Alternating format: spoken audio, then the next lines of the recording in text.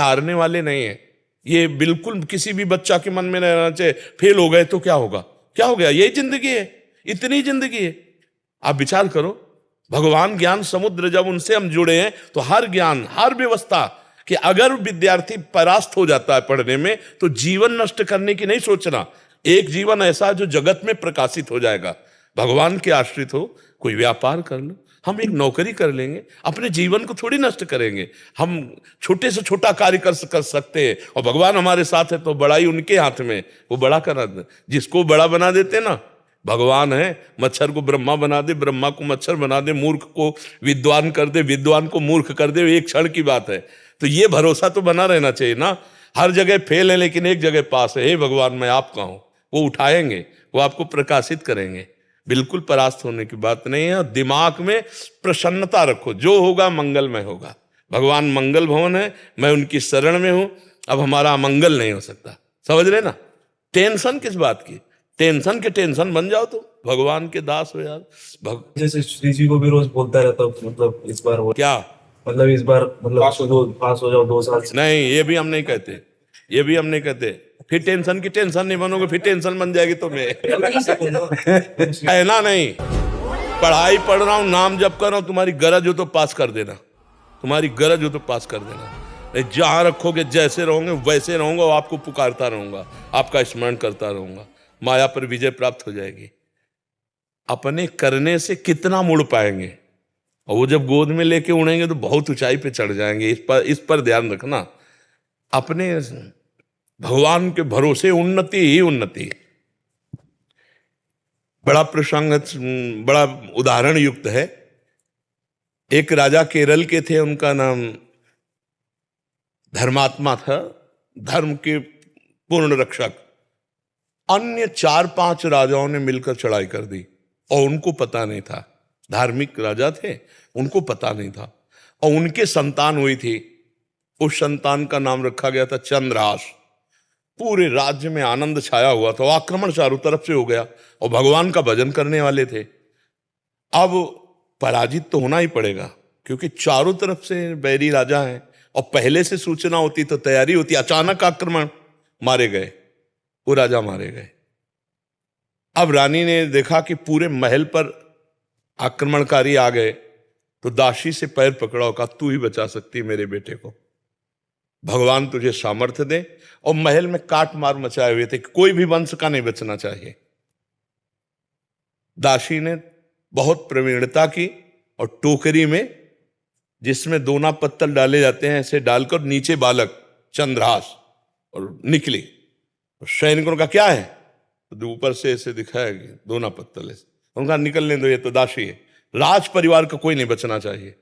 सब रानी, सब पूरा परिवार मार डाला। वो भाग करके दूसरे राज्य में पहुंची। बहुत प्रवीण थी, दासियां बहुत प्रवीण होती हैं।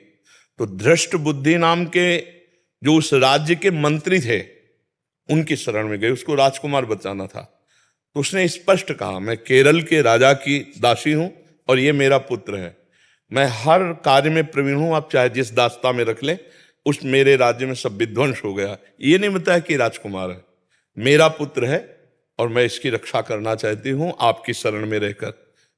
उन्होंने कुछ परीक्षाएं ली, तो दासी कला में तो प्रवीण थी, उसे दासी बना के रख लिया, और वो बालक राजमंत्री के घर में। भगवान जिसकी रक्षा करते हैं, ध्यान से सुनते रहो, भगवान किस हालत में पहुंचा दिया कि बिल्कुल मिटिया मेट।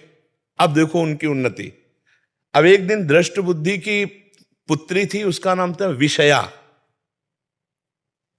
वो उसका जन्मदिन उत्सव मना रहे थे, तो बड़े बड़े विद्वान सब आए हुए थे। तो पुत्री का हाथ दिखाया, तो विद्वानों ने ऐसे रेखा देखी और वो लड़के को देखा खेलते हुए, चंद्रहास जी को।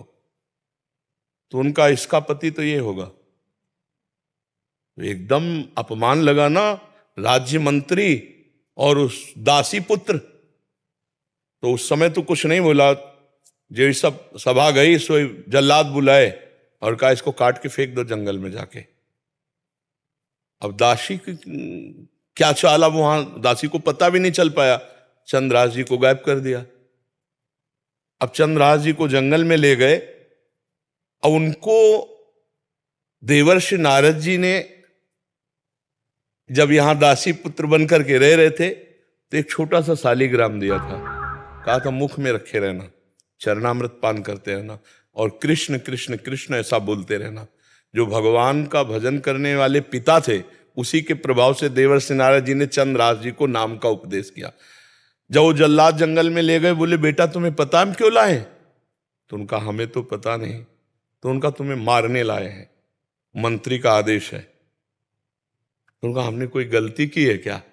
तो उनका नहीं, उनका आदेश है और हम जल्लाद हैं, हमारे दया है नहीं, पर तुम्हें देखकर ऐसा लगता है कि क्यों मारूं, पर तुम्हें छोड़ दूंगा तो हमारी नौकरी चली जाएगी, हमें फांसी में चढ़ा देंगे। मैं मारूंगा नहीं तुम्हें।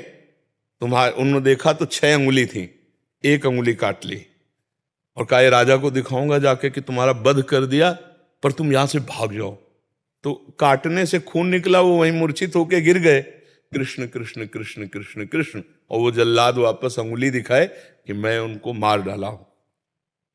हुमा नाम का एक पंक्षी होता है पहाड़ में, वो परम पवित्र, अगर अपने पंख कर ले तो राजलक्ष्मी उसके चरणों में आ जाए। वो आकर के बैठ गया चंद्रहास जी के ऊपर। हुमा नाम का पंक्षी ये पहाड़ों में होता है, भगवत प्रदत्त किसी भाग्यशाली के ऊपर उसका। अब वो अपनी छाया में उनका वो मूर्छित बेहोश, कोई जंगली पशु ने अटैक नहीं किया चंद्रहास जी पर। इतने में चंदनवती नाम के राज्य का छोटा राजा, दृष्ट बुद्धि जो बादशाह के मंत्री थे, उनके यहां वो कर देने जा रहा था।